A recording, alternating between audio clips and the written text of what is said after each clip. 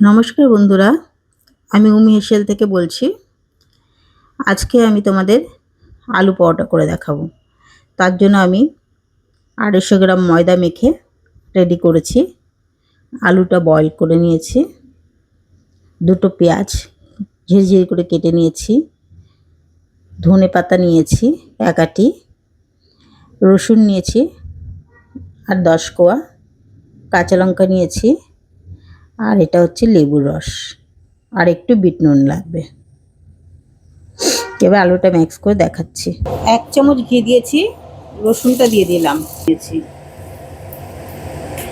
পেঁয়াজটা ভেজে নেব, সামান্য নুন দিলাম।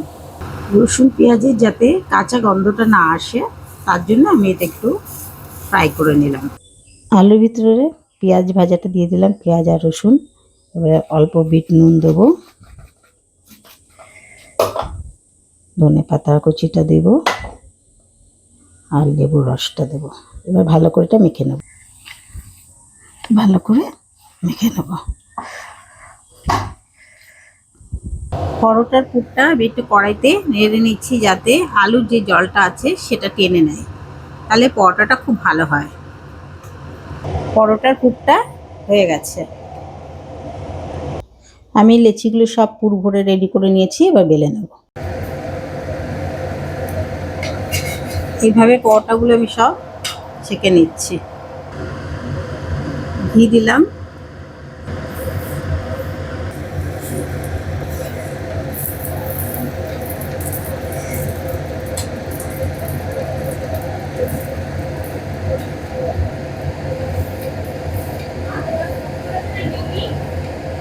পরোটাটা হয়ে গেল।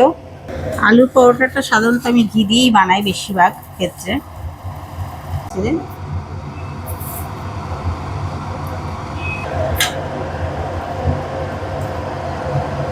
আমার পরোটাগুলো সব হয়ে গেছে বন্ধুরা। এখানে আমি দই দিয়ে পরিবেশন করে দেখাচ্ছি। পরোটাগুলো খুব নরম সফট হয়েছে, মানে কি বলবো আর, মানে গরম ছিটতেও পাচ্ছি না। তোমাদের যদি ভালো লেগে থাকে লাইক করো, কমেন্ট করো, সাবস্ক্রাইব করো। থ্যাংক ইউ, ধন্যবাদ।